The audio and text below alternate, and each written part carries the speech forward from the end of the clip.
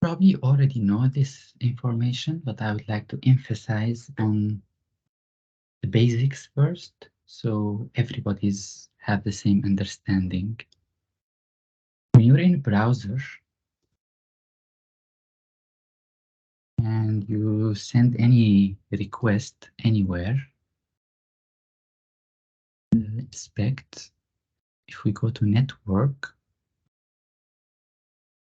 every single request to any path has a method.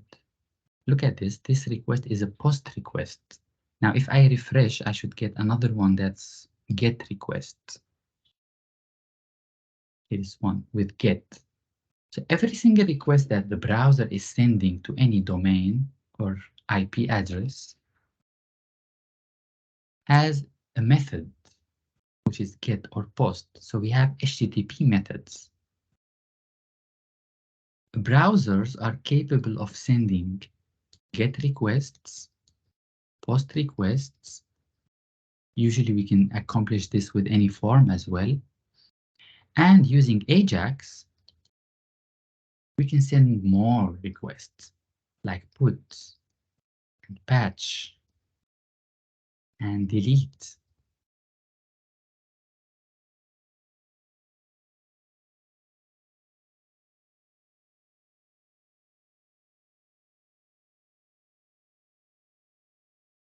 And options and heads. I believe there are more, but these are like the main essential ones. So let's discuss why we have all these verbs. We have all these HTTP verbs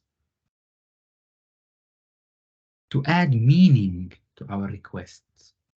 So these HTTP verbs are semantic. They provide meaning to the action that we want to accomplish. So whenever you send a GET request, what you're actually doing is you're requesting information from the server. When you send a POST request, you're sending the server some information to be added. When you're sending put or patch, you're trying to update certain information at the server.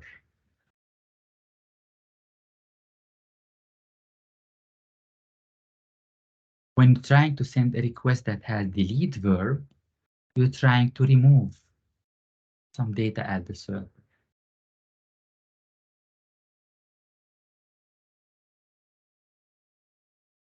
And options is used for handshaking, for CORS requests. I'm going to explain what are CORS requests. Head is just for acknowledgement as well, doesn't have any body.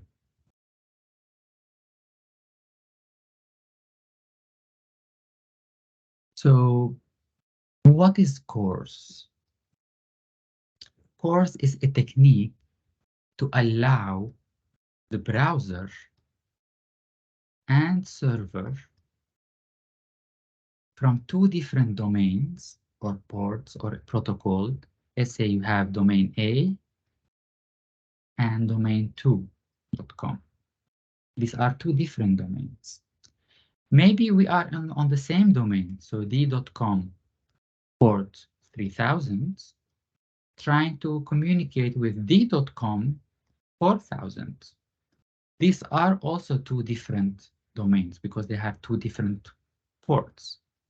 Usually communications like between two different domains are restricted by the browser. So we cannot do this. So we cannot, for example, send a post request from this domain to this domain. So in order to send this post request, we do it in two steps. The first step is we send options. I need to send a post from this domain to this domain. The server should respond back with OK. If the server responds back with no, then that's it. Now, only if the server asks for OK, now the browser is going to send the real post request and the server will send the real response. We call this kind of communication pre-flight. And there is a shortcut for this kind of protocol called CORS. So we need some, at some point when we build our backend application to allow this communication between the browser and the server between two different ports. So we want to allow CORS. I'm going to show you that how we do that later when we code the front end. But now we want to talk about REST design. So what is REST? Oh, before REST, let me also show you one more thing. Browser.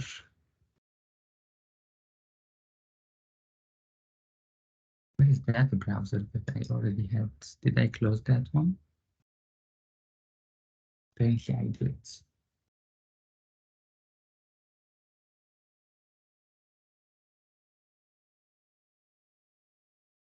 Okay. So every request also has a request header and response header. Some requests, they have also request body. These are post requests. I don't know if we're going to find a post request.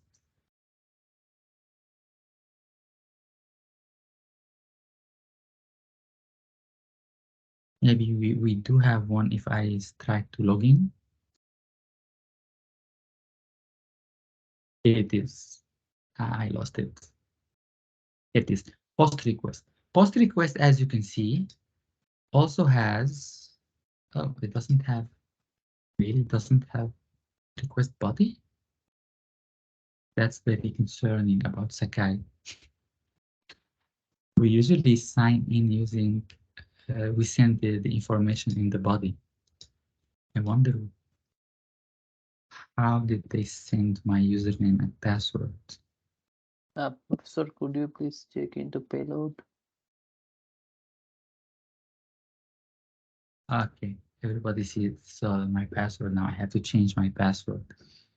Yeah, so the payload is the request body. And we have also, we don't have response body. Obviously, it was the redirect or something. Let me just change my password for security reasons. I mean, probably you understand that. Why Sakai is sending encrypted password from browser to the server? That's very concerning. Why it's basically the browser is sending an encrypted form, which is common. But if something came from the server, it should be encrypted. Yeah, if it's sent through the HTTPS, that time browser encrypted, but the other way. Yeah.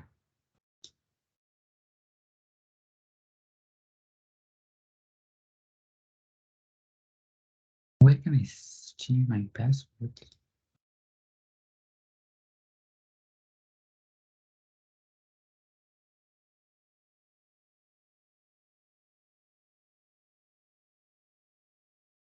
Hmm. Anybody can assist me with this?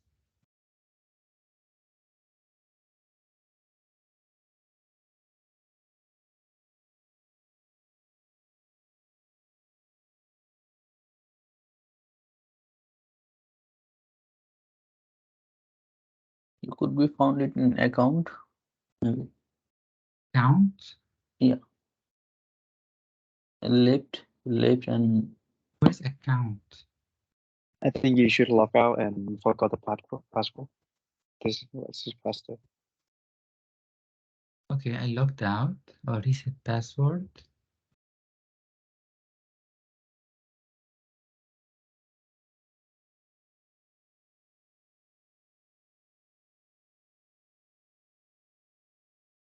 Look at that system.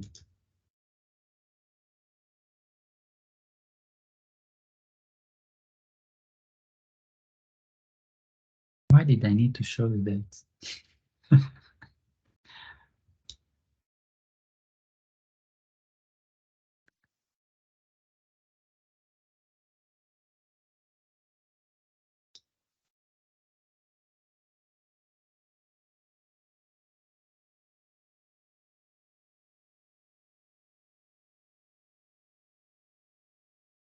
Could it be in the spam folder? No. Maybe this email.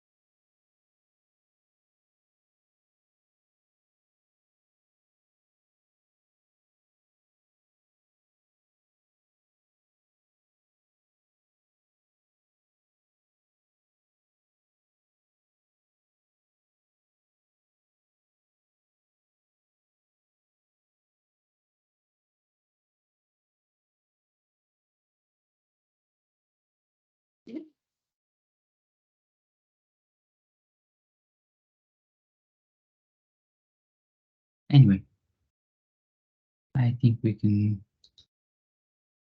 I'm still able to log in with my old credentials. Okay, let's try. Profile. Professor, you can click on the account on the left bar. Yeah, two people told me account. I'm not seeing. Oh, this tab. Okay. Then modify the details. Ah.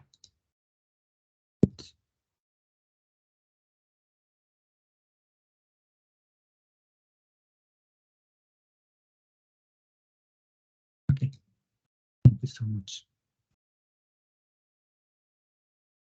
Okay. I'm sure you understand because there are a lot of exams and stuff. Oh, so let's discuss the requests now. So we have get request. Get request only has header. The response from the server always has header and body. So every request we send has two sections, usually header and body, header and body. Some requests, however, just have header. They don't have payload, no body. Post has header and body, and the response same. Put and patch requests, they also have header and body. So H plus B, H plus B.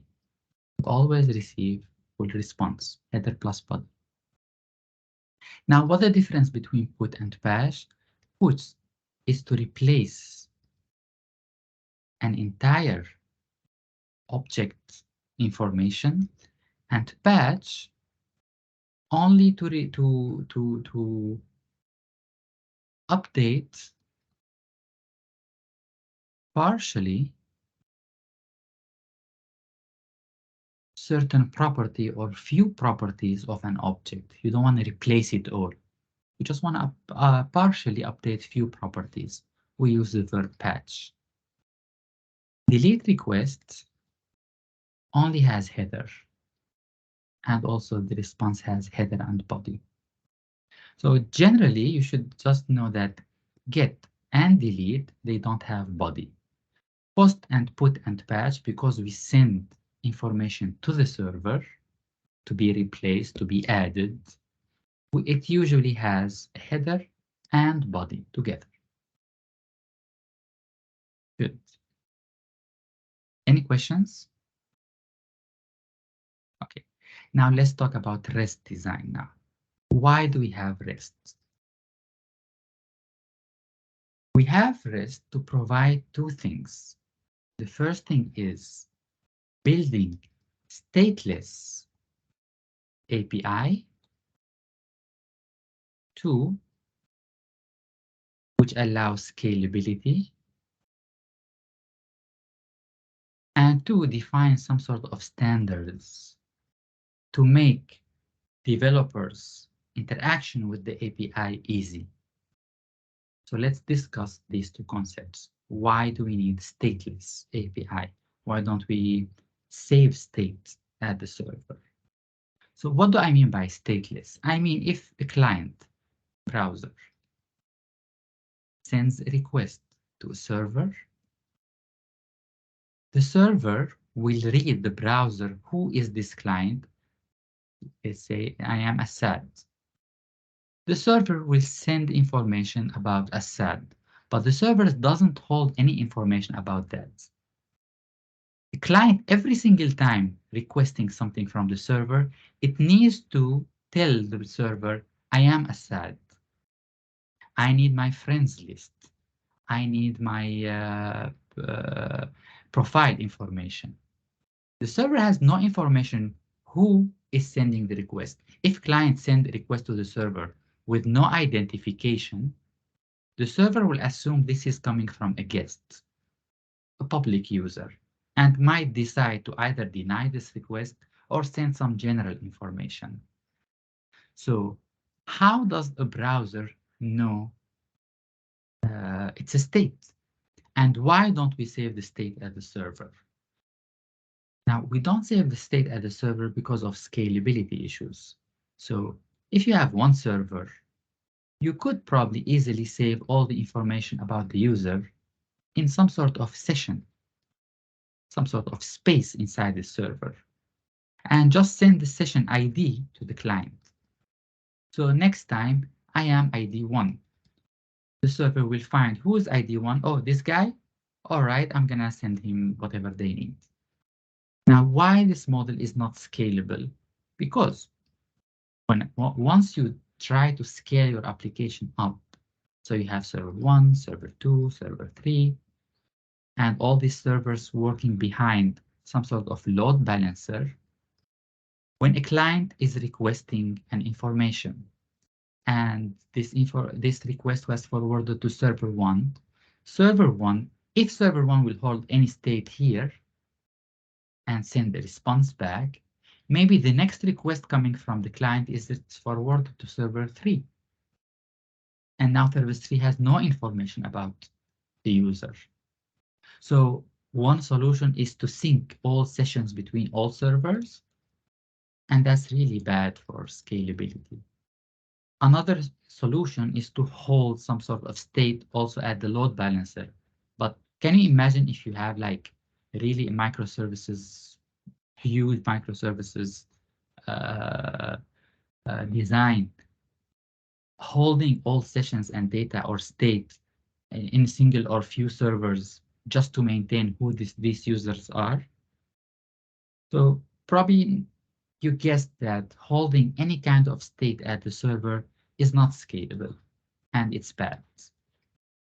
And this is where REST comes with its specifications, saying that we cannot hold state at the server. Servers should hold no states. So what do we do instead? The client send a request.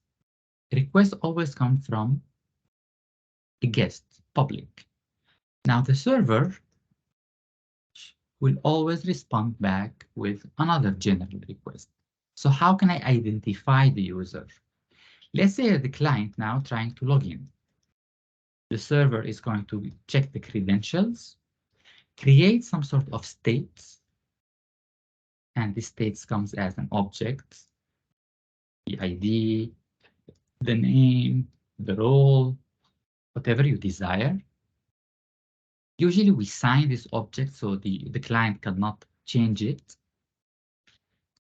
And once we sign it digitally, it's called JWT, JSON Web Token, and send it back to the client. Now the client will save this object somewhere.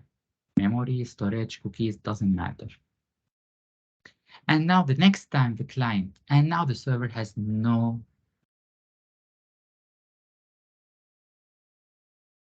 track of who that client is.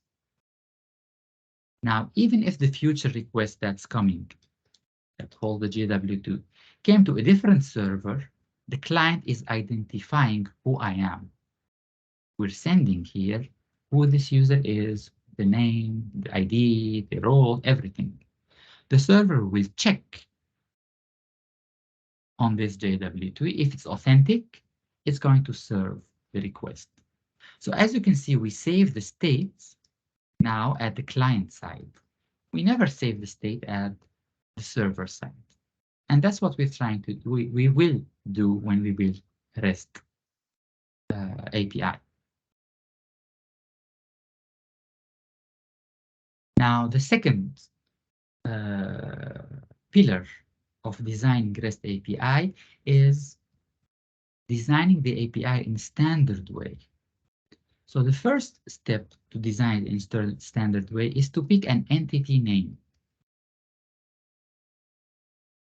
And an entity name must be a noun and in plural form. We cannot pick a verb. The verb is the HTTP verb. And it always has to be in plural. For example, books. Book is a noun. In plural, it's books. That's an entity name. Developers, all they need to know in order to add a book, get a list of books, get a book by author, or delete a book, or update publishing date of a book, all they need to know is the entity name. That's it. And they will immediately understand how to inquire all of these details about the books. How? We use the HTTP verb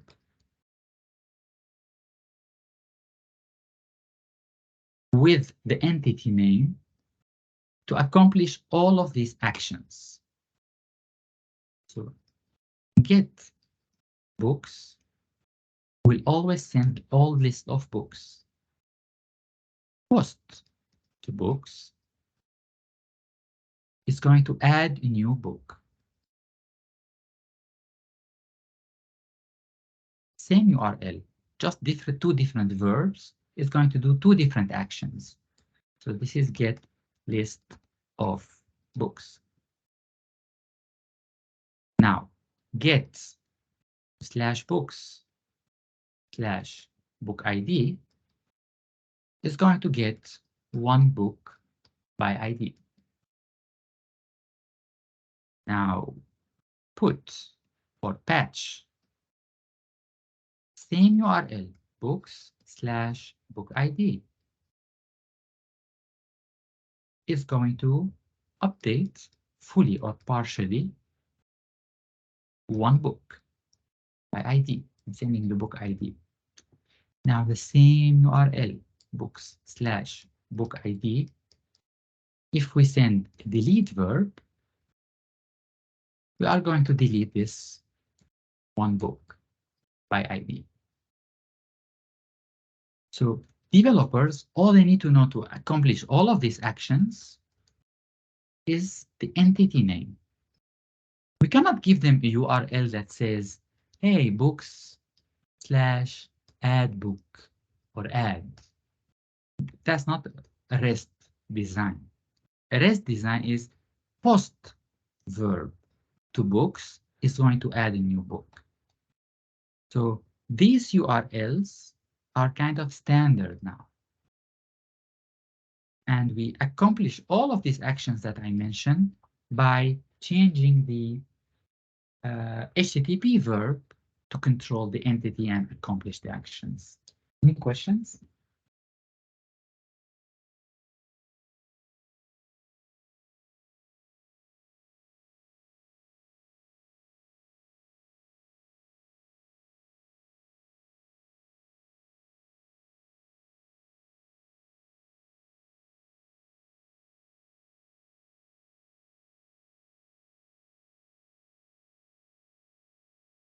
Good.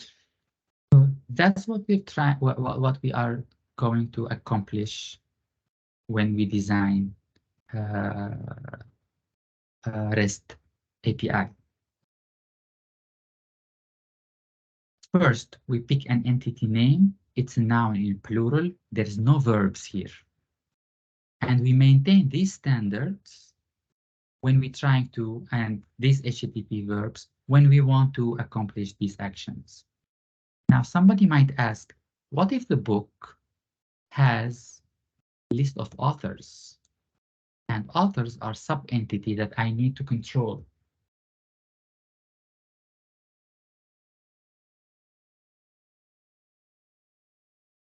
In this case,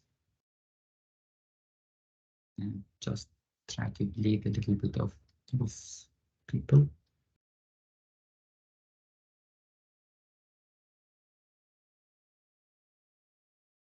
How do I add a new author? Usually an author always belongs to a book. So the URL would be books/book ID. Basically, I need to remove all of these actions.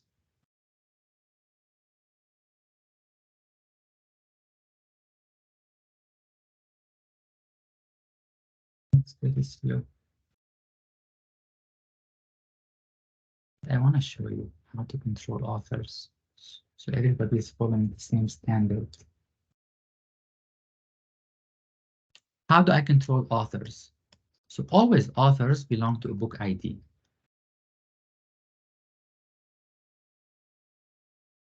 So now authors.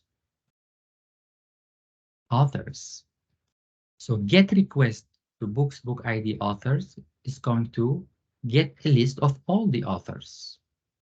Post request to a specific book/authors is going to add author.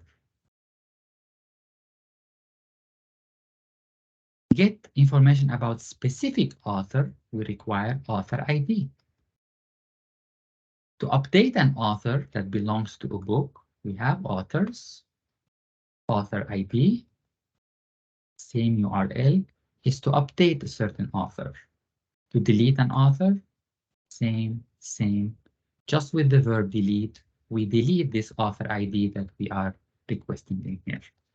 So if an entity has a sub-entity, all we need to add is the sub-entity in front of the previous entity, and that's how we control multiple entities.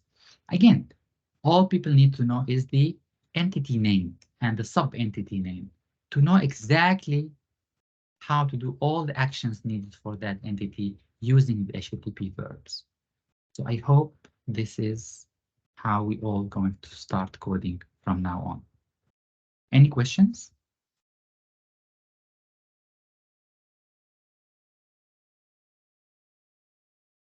Good.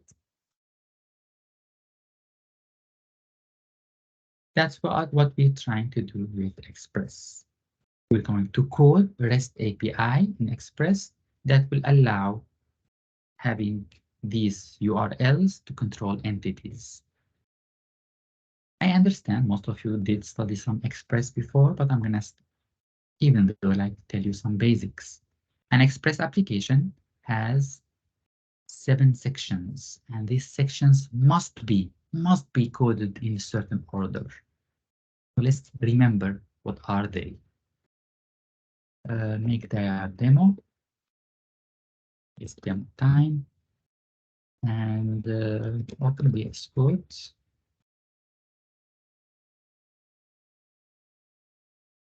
Let me create an app.js.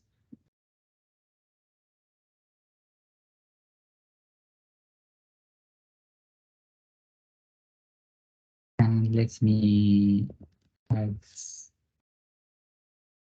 package JSON. And now I'm going to install Express. Let me delete this file.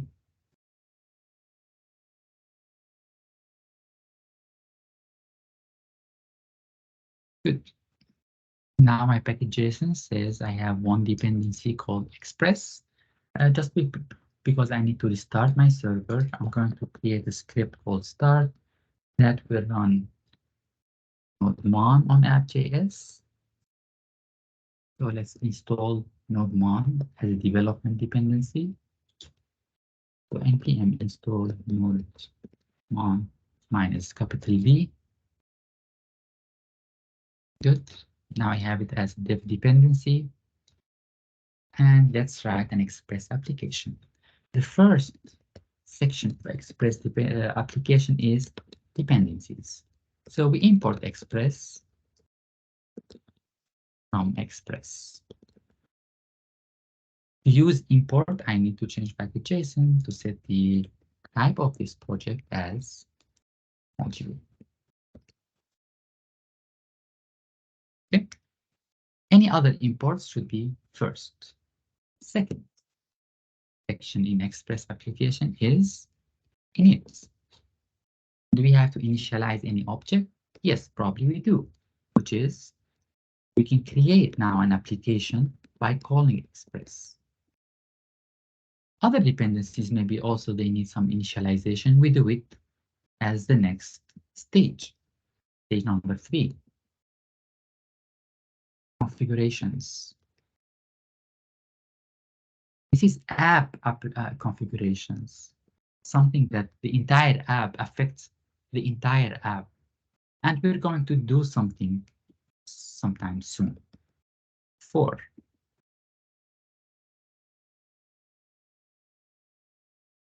Here where we define our middlewares. What is a middleware? It's just some logic that interfere with every single request and every single response. We call it middleware because it interferes with all requests and all responses. Step number 5 is where we define our routes. Let's define one. We can say app.get. This is the HTTP verb.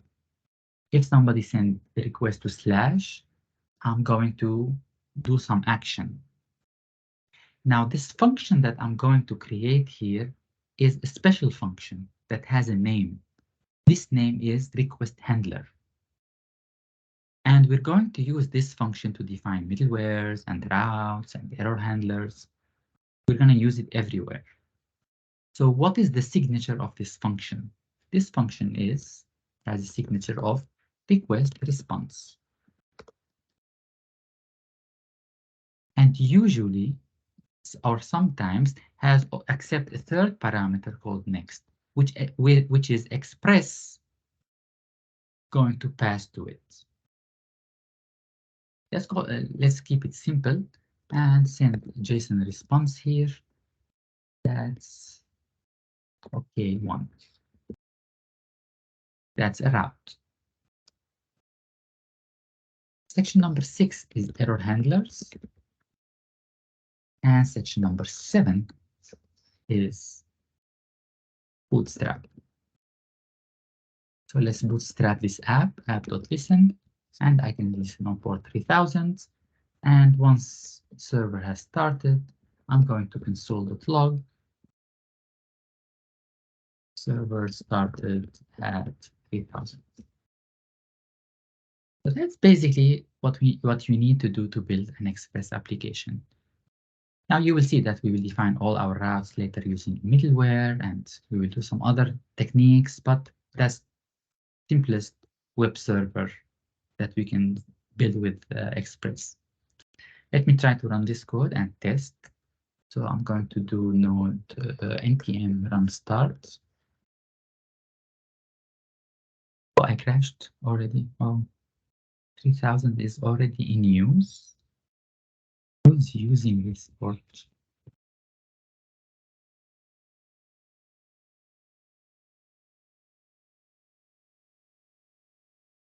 Do you have any other terminals?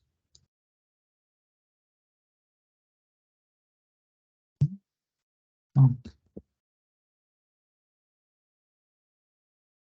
Okay, let me use 3001 then. Okay, my server is listening on 3001. Let's test with the browser window. Localhost 3001. I received my response in here. Sounds good. Let's inspect. Network. Refresh. I see a request was sent. And it is a GET request to this URL. I received back a status code 200, and my request has some information about the browser. However, my response now has a header, and this header has some caching capability, and the content type is already set to application JSON. So this is good. We don't need to set it automatically for once we use the verb JSON here, the method JSON, automatically the content type is set. That's nice. And we also see some disturbing header saying that X powered by is express. This revealing your backend infrastructure is not a good practice. So you probably need to hide that. Now, how do we hide this? Well, one way is to completely remove it using the app configuration. So you can say here app.disable X powered by. Now, if I refresh, inspect, the response header will have express. Good. Maybe it has to be like small letters.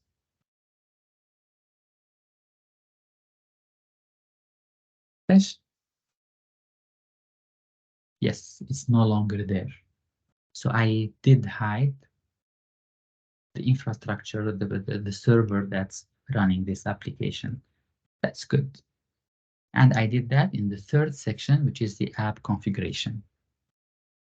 Now you can use enable and disable for Boolean configuration, or you can use text and then false to also disable X powered by. These two lines would be the same because set false is you're setting a Boolean value, so you can disable it with the disable methods. Any questions so far?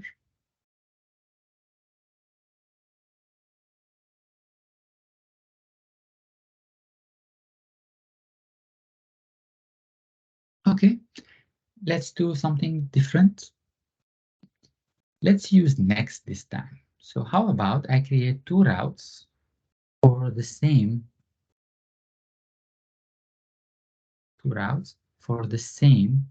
URL. If you have such a case, what you can do is you create multiple request handlers. So you don't send the response here. How about we add something to the request? I say request.name is Asaad. I just added a property to this request object with the value, and I want to pass it to the next guy.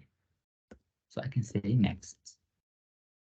In order to pass the request and response same object to the next request handler, you just need to call next with no parameters.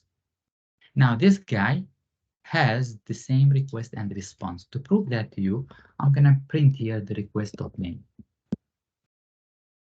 And when I test, I see OK is Asaad now. So everything you attach in one request handler, you pass it along to the next guy using next. And why this one was triggered? Because they have the same URL and the same verb. Usually we don't do that. Usually what we do is we maintain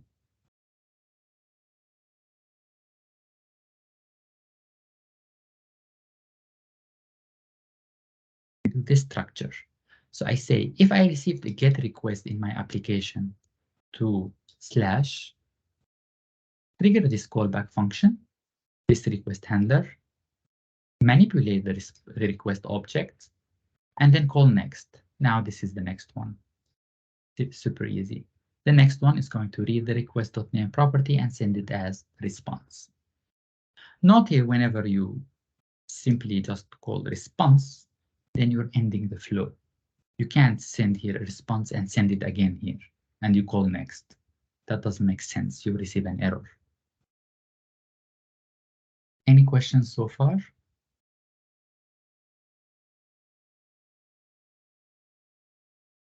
Professor, Yes.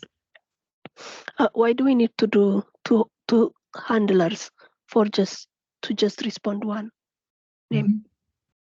Let's say one of these actions is to check if the user has certain role. So you want to check the request header. If inside the request header, the user has role admin. You don't want to do all the logic in every single route over and over and over. So what you could do is to create one function, call it check admin. You pass it here, and you add it everywhere where you want to check that the user is admin. Does that make sense? Okay. Yes. Thank you. Yeah. So just to break down the logic in multiple pieces. That's Got it. Thank you. yeah. It's easy to test this way. Any other questions? And next will not work if the route is different or if the HTTP verb is different.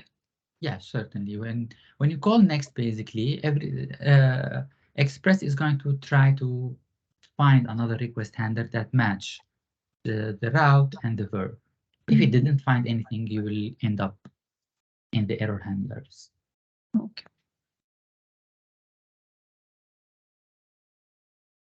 Any other question? Let's take a break, and after the break, we will finish up the other features of Express.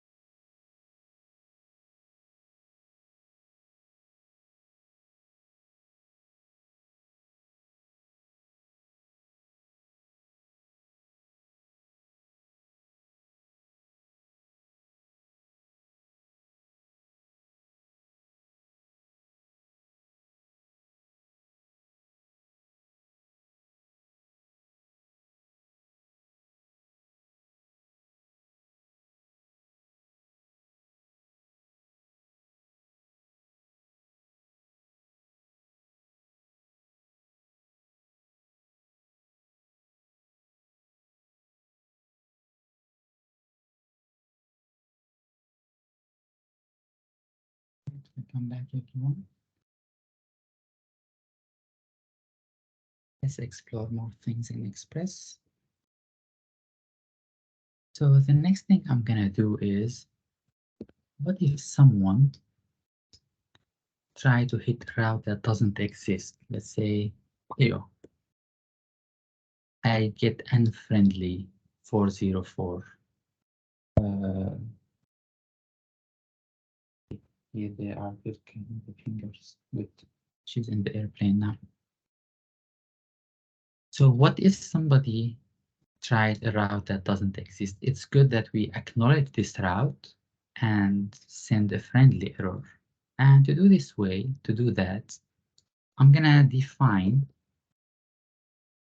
a route with a star for all verbs. So if none of the other routes was able to handle this request, the next thing this application is going to try is to come to line 23 and find that all is going to match and start is going to match. In this case, what you need to do is to have a request handler that's going to throw an error. So how do we throw an error in Express? Because of the nature that most our logic is asynchronous, throwing an error has special treatment in Express. So the documentation says that in order to throw an error, you need to call next, and then you pass something inside.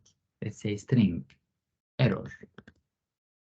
That's how we send an error.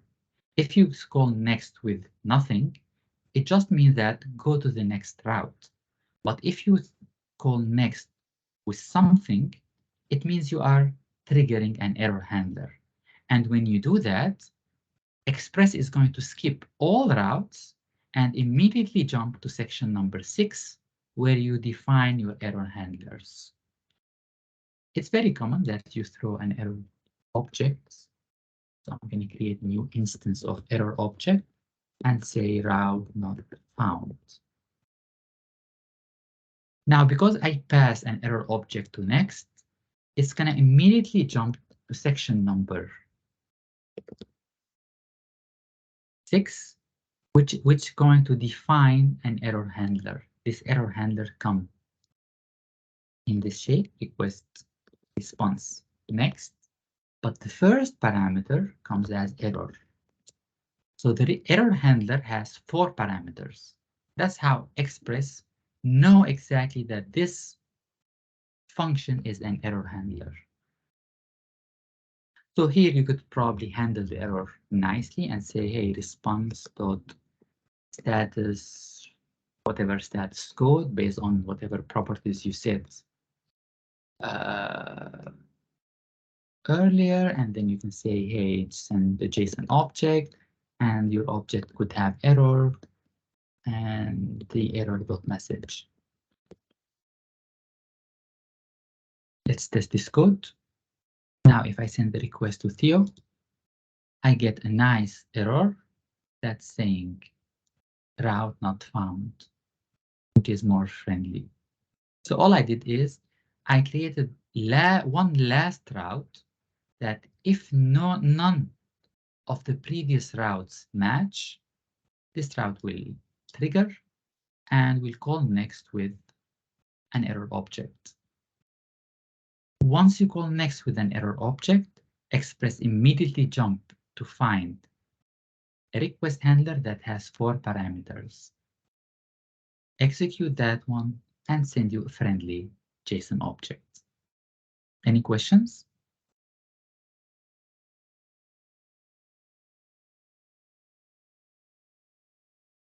No. Could you? Can we sorry. directly send the 404 from app.all?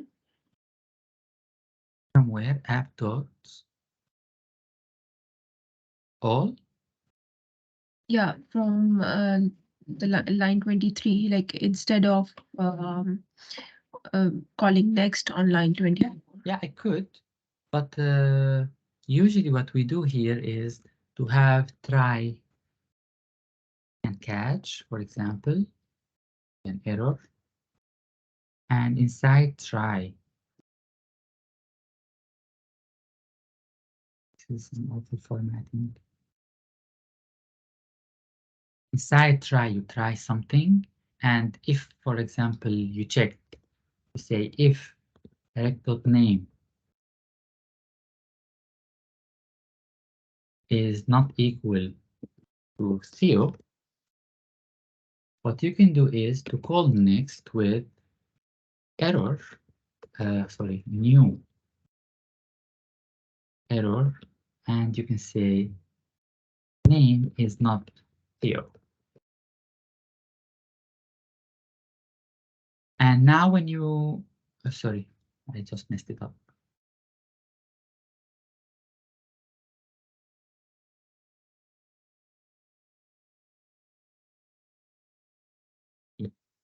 If the name is not Theo, here what you can do is to throw new error, saying the name is not Theo. When you throw an error inside a try catch, a regular try catch, it will come here and you call next with this one. And now when you call next with something, you come immediately to this guy. So it's like I'm creating a general error handler for every single piece in my application. But yes, you could throw an error immediately here. But I'm going to create only a general one that I'm going to send all my errors to at some point. That's why I separated them. The next brackets. Yes. Any other questions? Yes. Professor, could you explain me like the port up that I don't get it right, like that all function, and then why you use like the first Here we parameter, have like a the request star. handler, yeah. Then we have, for example, app.post for users. Okay. Users. And then you're probably going to define app.updates. Sorry, app.put.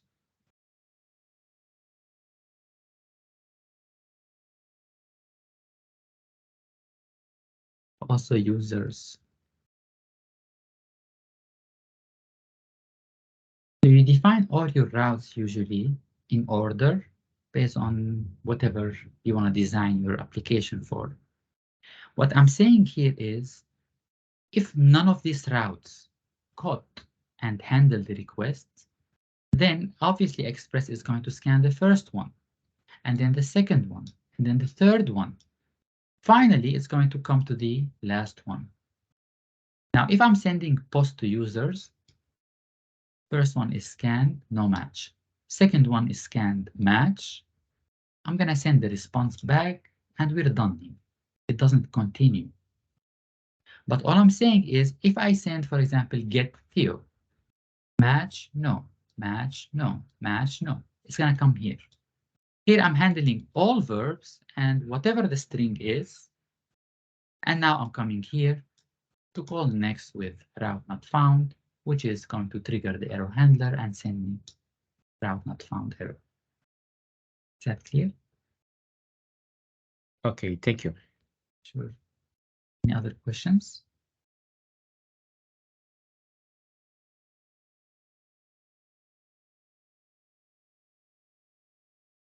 Let's discuss how we create a middleware and how we interfere with requests. So a middleware, basically, it's triggered for all verbs, but it can be triggered only for certain routes. To define a middleware, we use the method use, similar to the error handler here, but it only has 3 parameters. So I can say, hey, request, response, and next. Middleware has this request handler signature, and here you can do anything with the request, all the response, and then you can pass it along. So let's do rect.name equal Saad here. and then I can call next. This way, I don't need to assign Asaad in here because I'm setting it inside the middleware. And when you call next, it's going to come. If the route is slash, I'm going to read the name. So here I can, if the name is not Theo, I'm going to remove. Basically, I'm just going to send the response back here. So I'm going to say response.json name is rec.name. So what I did is the middleware is assigning a new property to the request or checking something or whatever logic you want to do. And when you call next, routes will be checked and I could read the request.name. Let's test that. Send the request to slash, and yes, I get Asaad. Usually the middlewares are defined separately, not in here. So for example, I can have a folder here called middleware. Inside this folder, I can create a file called add Asaad.js and export function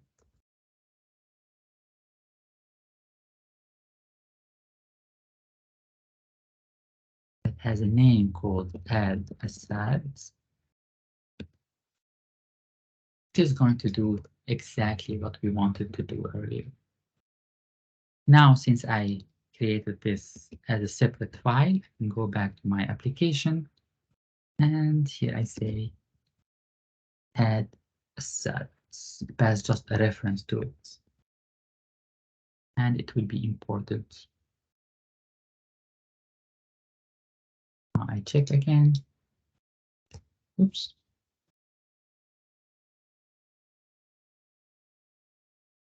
Oh, apparently we have something. Did you need to import JS? Yes, it happened here. Oh, remember the extension is required with JS modules. So apparently VS Code is not too friendly yet with VS modules. So yes, I got the name back. You can apply it on a certain route. You can say here, use this middleware only if the route is slash. Or I can apply also a middleware directly on the route, because the middleware basically syntax is simply a request handler. Look at it. It's simply a request handler, a function that has request response next, does something, and then call next. So I can just add it here as a function, and then when it's done, I'm going to handle my request and read the request.name. So all these options are valid. Any questions?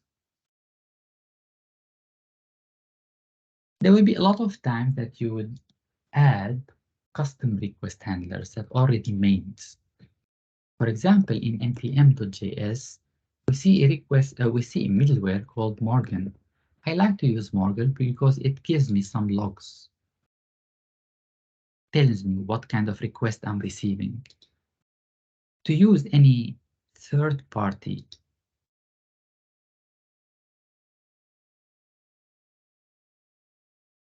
middleware, we need to install that. So I'm going to install Morgan.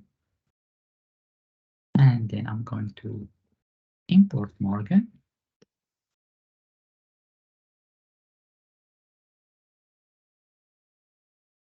And then I can use it. Where do I use it? In section number 4. So in section number 4 of the middlewares, I can say app.use Morgan. You call Morgan and then you pass one of these options. I'm gonna pass dev because I am in development now and I want to see the log of what's happening. Now, if I run my web server back and try to send the requests, 1, 2, 3, every request you send failed. Oh, I didn't run my server. Every single request I'm sending it's going to be logged. What was the verb? What's the URL, the response code, and how much time this request took to be processed.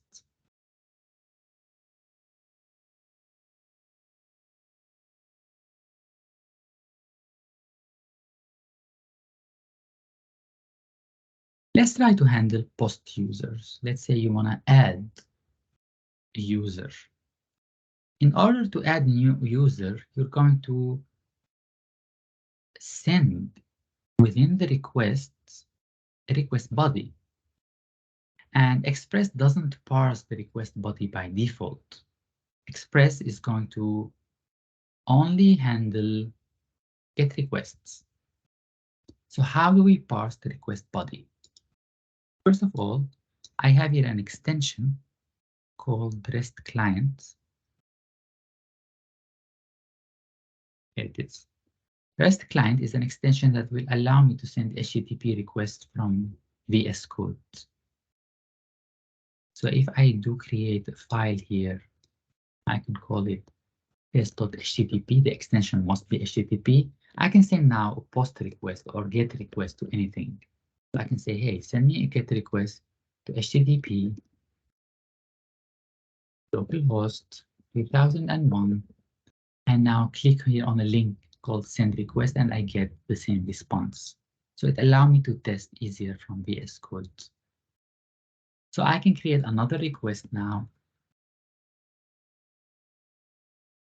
which is post request to /users, and I can pass content type as JSON and send some sort of a JSON. So let's say the name, this has to be valid JSON. So with double quotation. So the name is Saad. Now this will send me a request. Obviously, I'm receiving empty response now because my application is. Oh, I should get this one. So post to /users. Post request to /users. Yes. Post users. Why I'm receiving an empty object?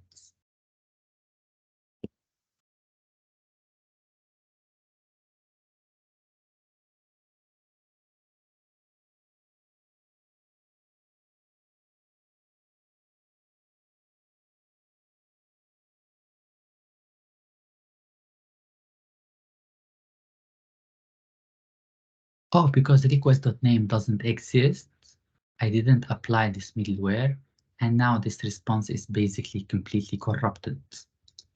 Let's just add the middleware, or just remove this logic and we will be fine.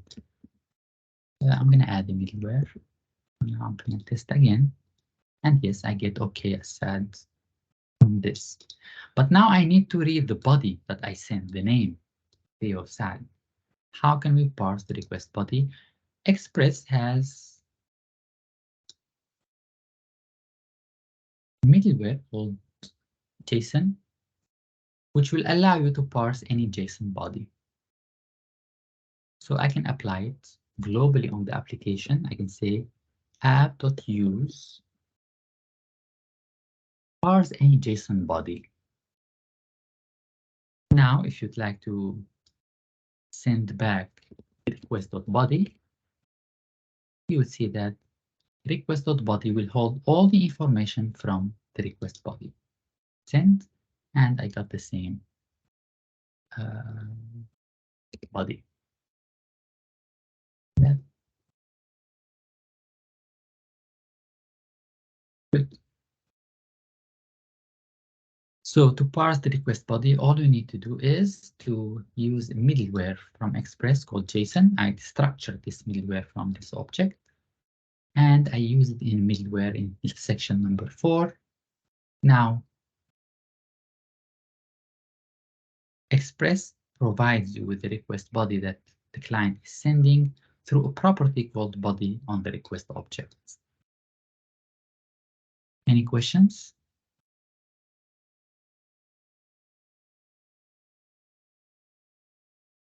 Probably you already know that if your request has query param, let's say age is 1, how can I read the query param? You can easily read the query param over here by reading request.query. Request.query will always be an object of the query params that are sent to the route. So I added question mark age equal 1, and when I try to access rec.query out of the box, Express parses this and provides you with all the query params as an object. So that's nice. If there were more, and hobby is sleep. Now when I send the request, it's an object that has parsed query parameters. Now, if for any reason this URL had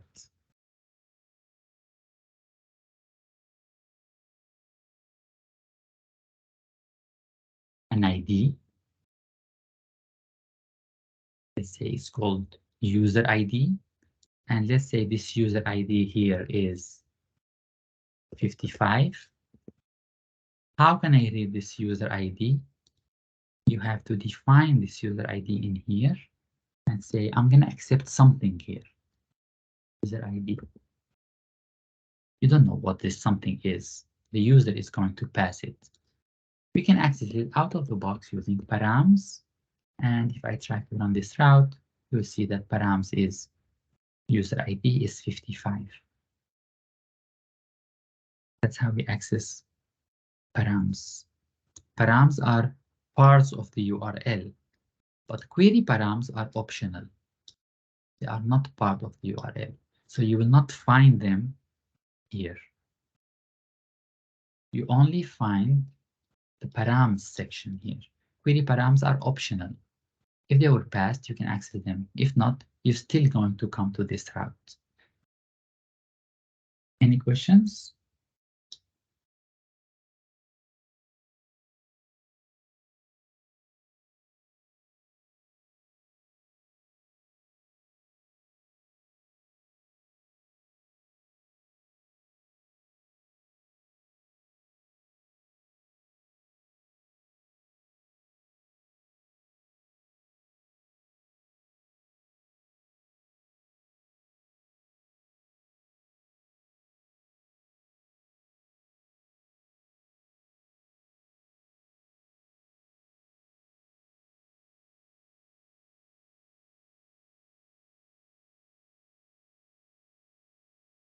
Okay.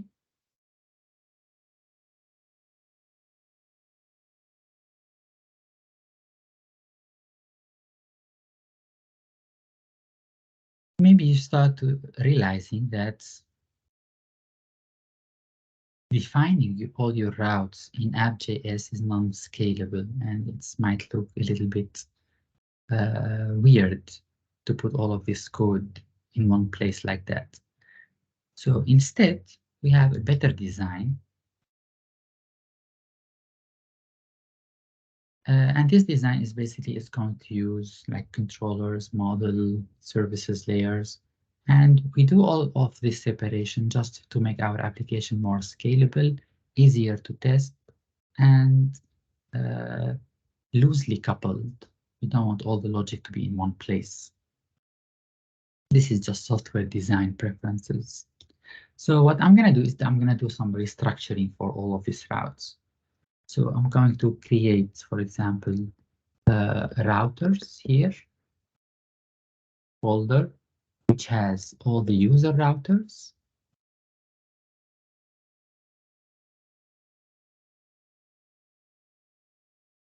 And then create controllers folder, which has the user controllers.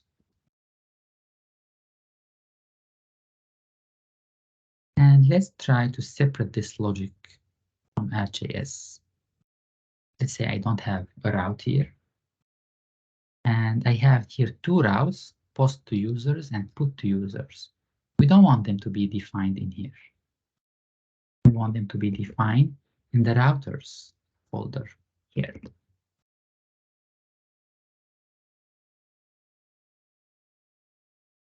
So in order to do that, you will need an express instance.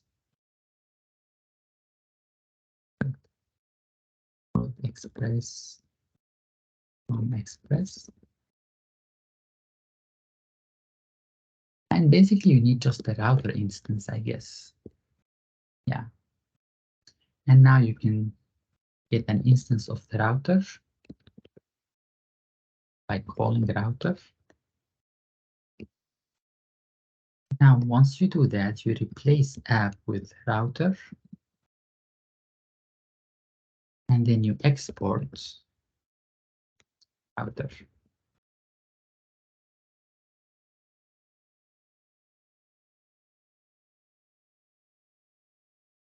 That sounds good to me. And since I'm gonna use this router middleware in app.js, I don't need to add users here. Why? Because I'm gonna have users defined in the previous section. So I'm gonna remove users. And in app.js, side routes, I'm gonna say app.use. If somebody asks for /users something, then use my middleware, which is user routers. No suggestion.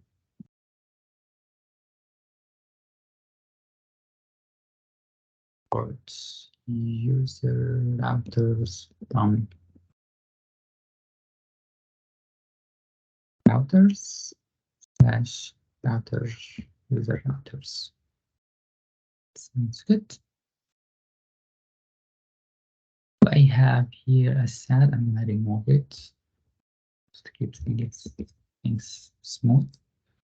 Now, if your application sent any request to /users, users router is going to be checked. We go to the user router, and now this router has a post request and put request. 2 users, user ID, post and put users. And this request handler basically will be triggered. Let's test, see if things still working. Basically, I need to send a post request here, so I'm going to use my test HTTP, send the request. Yes, my application is still working. So what I did is just refactoring. And you could do also further refactoring by adding all this logic inside controllers. Let's do that.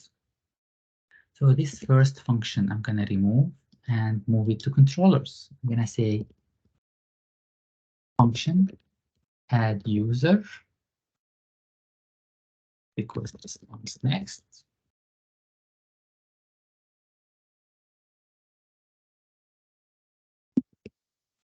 I did things multiple ways. And I'm going to have the second function as well. Let's implement get in here. Okay. So I'm going to say get users. So let's not add anything. Let's here create a function to get all the users. Function get users. Just going to accept direct response and next. And response.json all users to test. Now let's export both of them.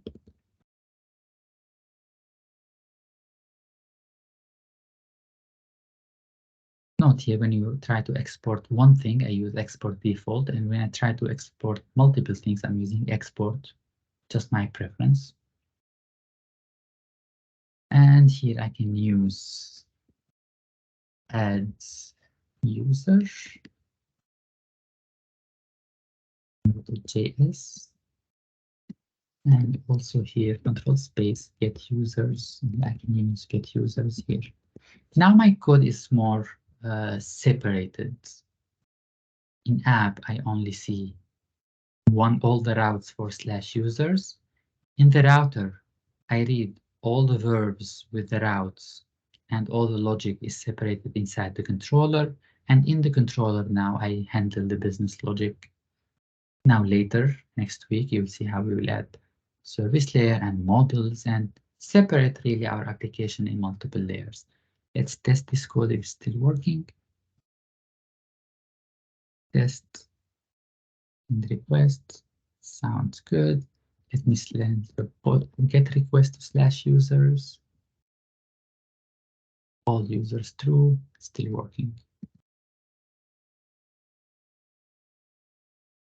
Any questions?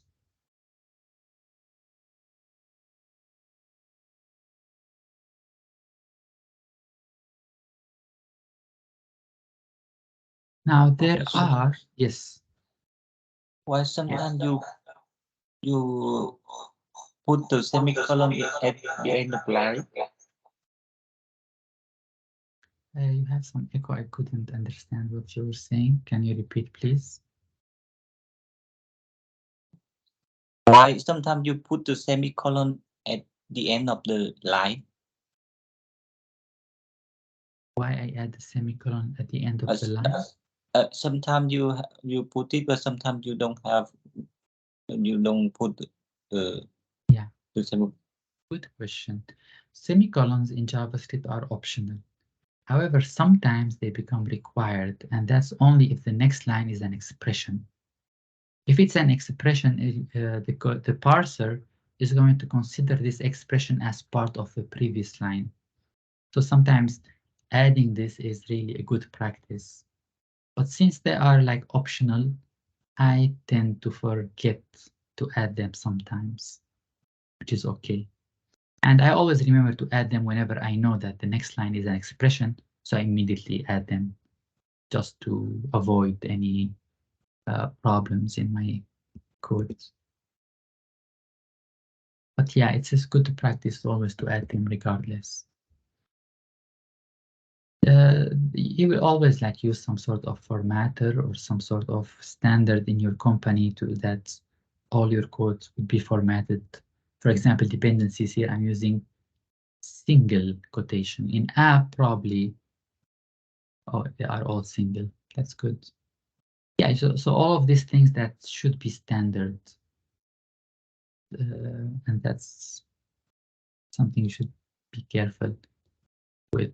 I don't know if you noticed that I'm using some sort of formatter in my VS Code, and I did activate that by going to settings, and then I type formats, and here I have an option set that format my code whenever I press Control S.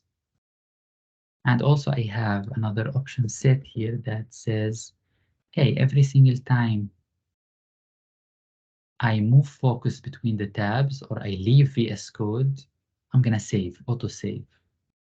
So this way, if you're writing anything and you added extra spaces here, and your code really become weird, every single time you save, it will be formatted back to a standard code. It will make more like function scopes more readable. So I advise you guys, all of you, to use the formatters to make your code more readable. Any other questions? Sure. Any other questions?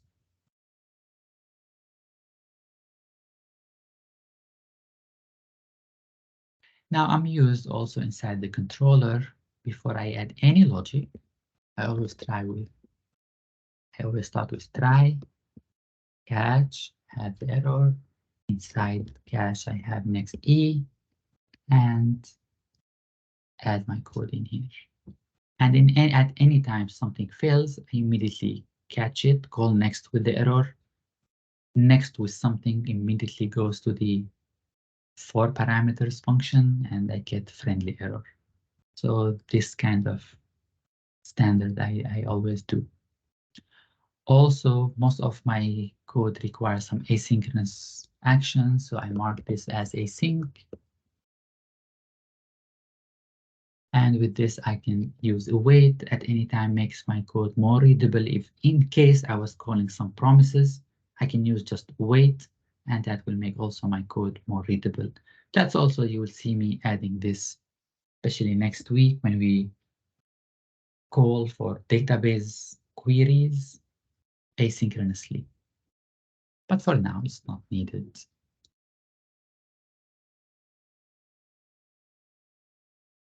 Now, besides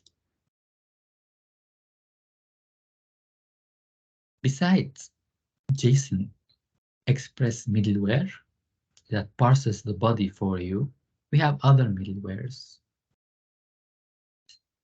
One of them is the router you saw me using here. I destructured this middleware from Express and used it as a router. When I exported router, how did I use this router? I used it here using use verb. So this basically is a middleware. Another middleware it can be used is to serve static files. And the middleware is called static. It will help you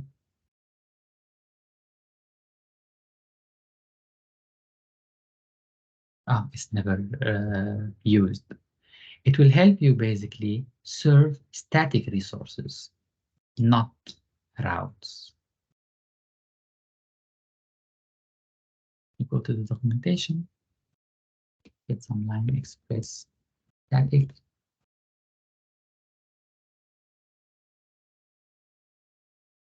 And here they tell you how to use it. Okay, let me paste some code here. So I need path. We cannot use require, remember. So we need to import path from path. Path is a core module. And I already destructured static, so I don't need express dot.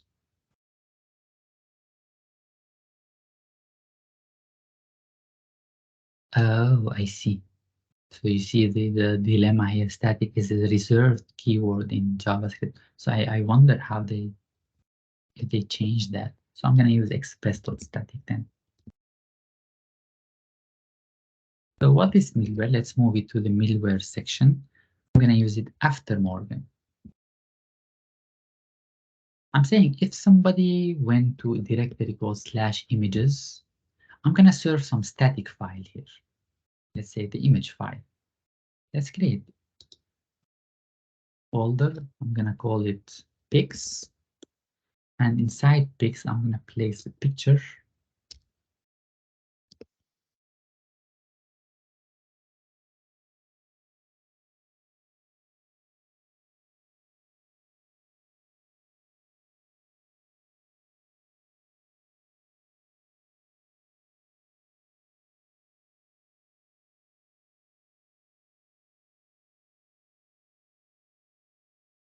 As you can see, I placed the picture here.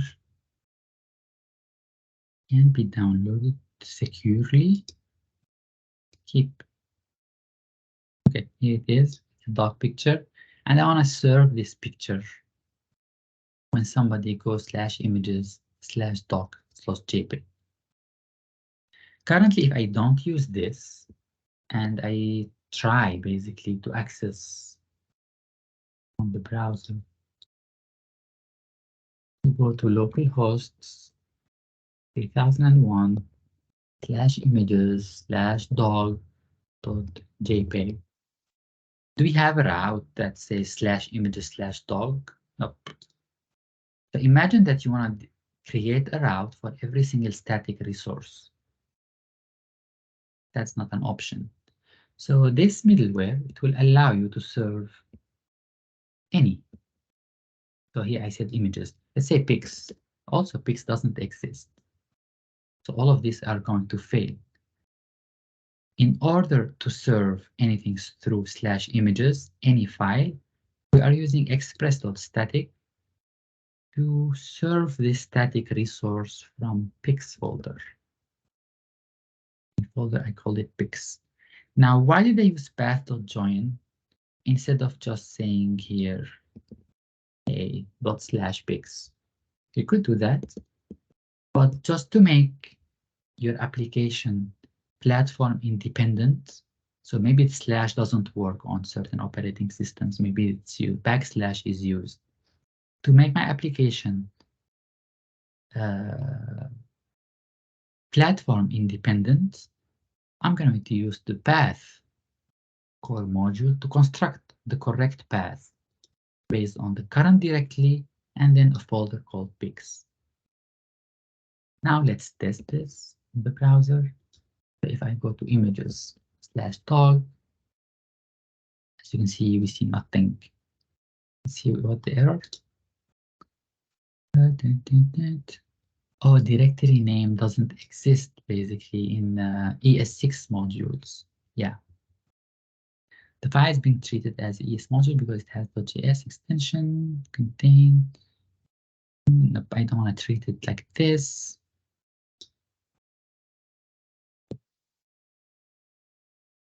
I don't remember how we get the directory name in ES6 module. So let's Google it.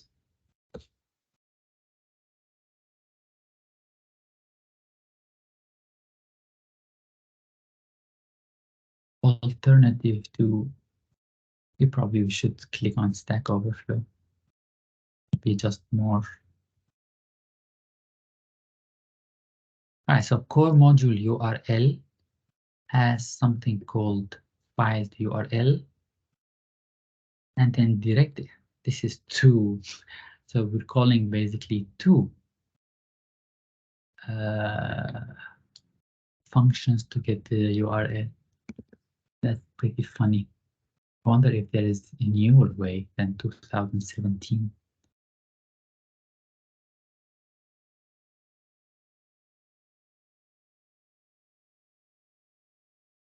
Pretty much the same, almost same thing. So they are calling file URL from URL and then pro.meta.url.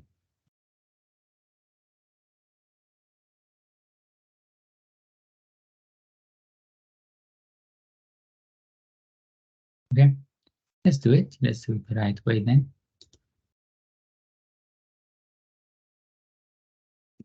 So I'm going to import URL core module, and that's how I get the directory name.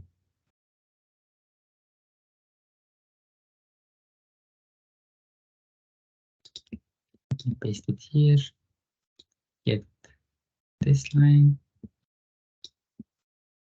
and since I need to replace it with the directory name, get rid of this line. So now this line will represent the directory name.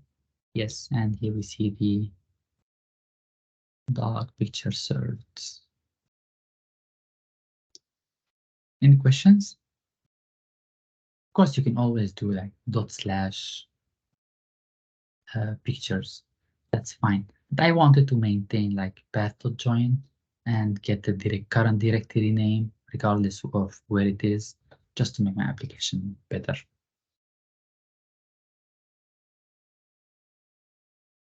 Any questions?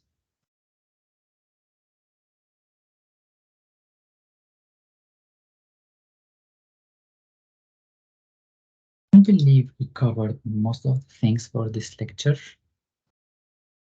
But let me check the slides just to make sure that I didn't miss anything.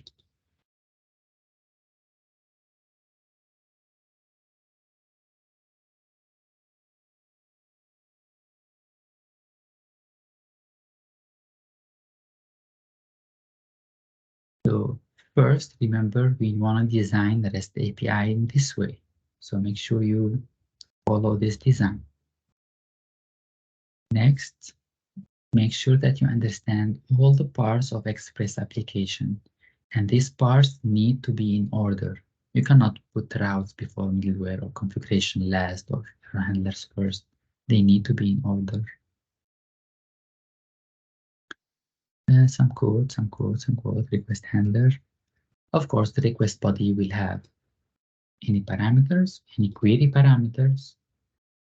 Route will give you information about the route. If you parse the body, you will get it inside .body. Here is example of all of them. The response, most of the time we will be using .json because we are going to build REST API, and the REST API always respond back with a JSON object. How do we manipulate the response header? Maybe this is something we didn't demonstrate. You can use sets either with a single property or multiple properties using an object. Let's demo that. So add Asaad. Let's say add Asaad. It's going to add Asaad to the header. So I'm going to say res dot set. You set to the response certain header. And in the response now, I'm going to set a new header called name, and the value is going to be Asaad. So for any route that has this middleware applied, my name should be applied to the response header. If I go back to the routes, I'm going to add this, add Asaad in here.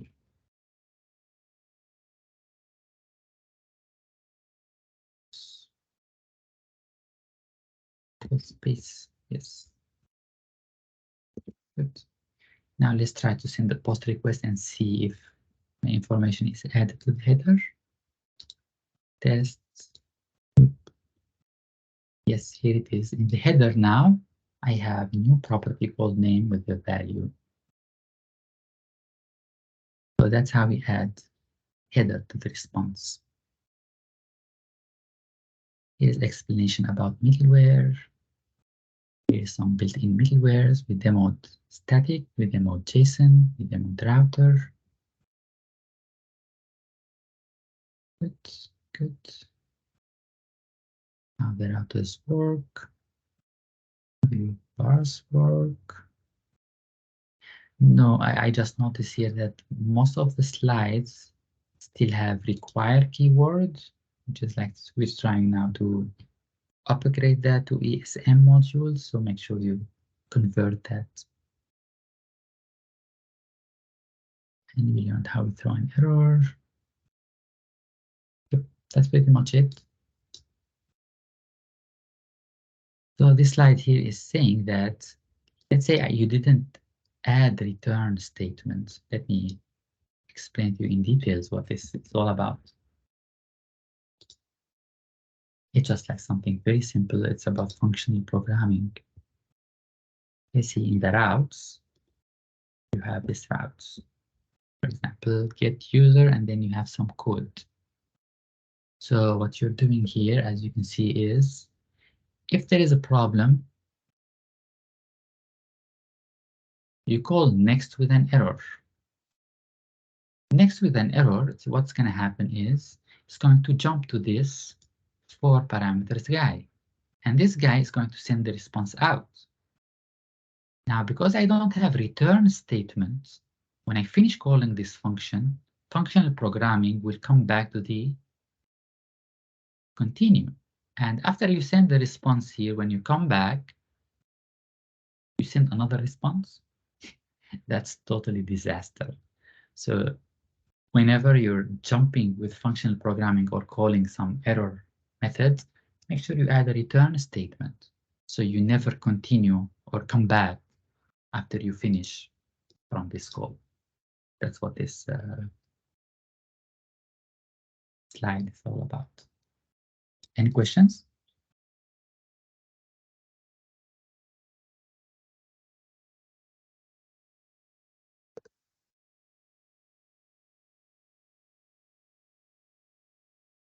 Homework for today is pretty fun, but I'm sure you probably require some assistance, especially with some syntax with ESM. So I'll be happy to help you with that. GitHub. Yeah, I have a question. Yes. Yes, for the next, I see that you pass the error, so it jumped to the error. So how about if the next we don't have any input, and where does it jump to?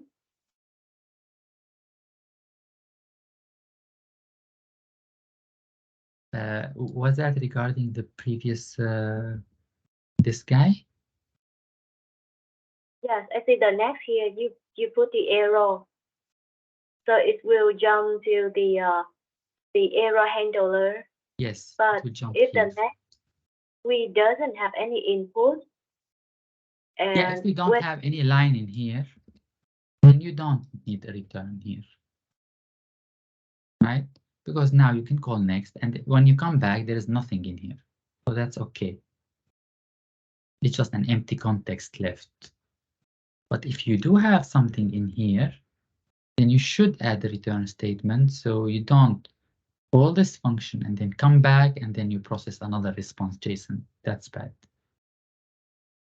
You can't send the response twice. You can send the response only once.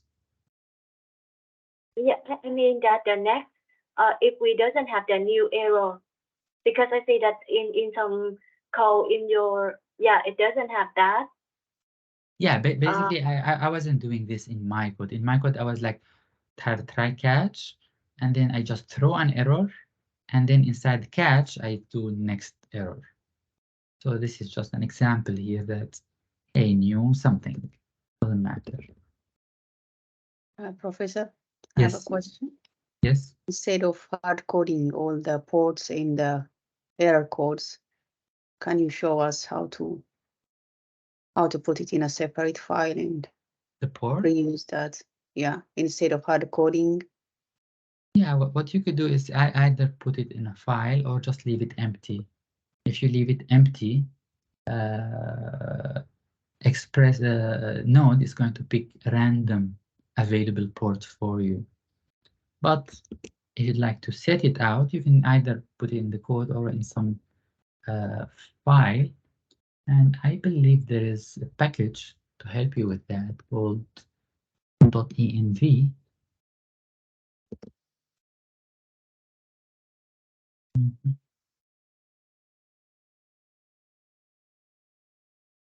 This guy, it will help you just set some global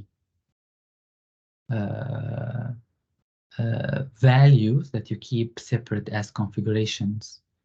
So let's install this dependency.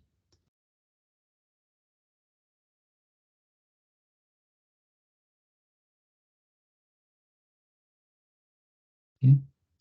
Next, I'm going to use it. So to use it, we just, as you can see, to use it, we just have to do something like that.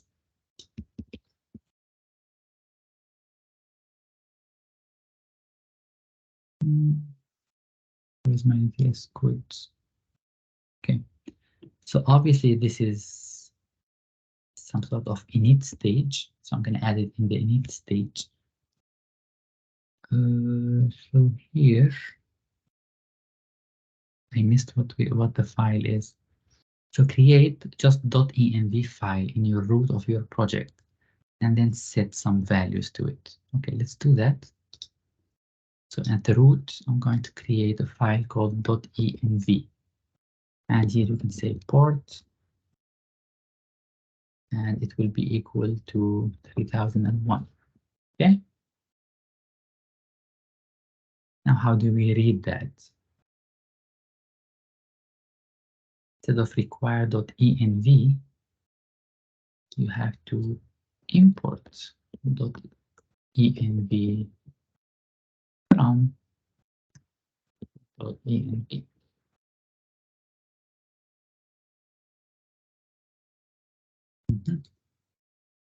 And now you just add this. And now process.env would be an object that has everything in there. I'm going to do it last. And then replace it with process.env.ports. Okay, so that should be how we separate any keys or passwords in separate file. Let's test. I think my server is up and running. Yeah, and you see here now .env is a huge, but it does have port 3001. These are all my environment variables. And now one property is added from the file that I just included. Does that answer your question? Yes, Professor, thank you. Was that what you requested? Day 2? Professor, I have a question. Day 2. Yes, Professor. What was that what you requested? What you Yes, asked yes, for? Professor. Thank you. Yes. I that's cannot right. hear you, that's why. So I For can some reason. also add Yeah, we any cannot hear you code, anymore. right? Okay, but I see your expressions. Any other questions? You're welcome. Hi, Professor, I have a question. So I see in this demo you are using the ECM. Yes. So So for our homework for but on today, we the have built slide, RESTful I API see with the Express. Since we don't have database, set this file in memory somewhere and try to reuse it to add or update or push items. And we would like to create CRUD operations for both meals and ingredients. And note how ingredients are sub-entity inside meals. So the design, the router design should be similar to what we did early in the morning. The meal is an array of meals which has an ID, title, and category, and list of ingredients. And every ingredient has an ID, name, and amount. So we're going to add get, post, put, and delete meals, get, post, put, and delete ingredients, 8 routes. And adding all of this would just require some array manipulation logic with array.map, array.filter, array.push. Get yourself familiar with these before you start this homework. I prefer that you use the same layer separation that I just did. Between routing, controllers, app, keep things clean. And yeah, add Morgan so you can test with any client. Don't build any UI, just test with any client. And that's pretty much it. Probably you need to create a middleware here to check on whether the body is valid or not. So create that middleware. Now that the last part of the homework, only do that when you really finish working on this. And the optional part is to have pictures property for any meal. So we could upload the picture meal, the picture, some pictures about the meal. So we want to push more pictures and upload them. And we can do that by using middleware called Multer. So check it out. Now, if you're not too comfortable doing this stuff, tomorrow, probably when we have the coding session, we can revisit this homework and work on most of the requirements. And if we have time, we can work also on the optional requirements and finish that as well. Any questions? Good. Let's meditate and go to lunch.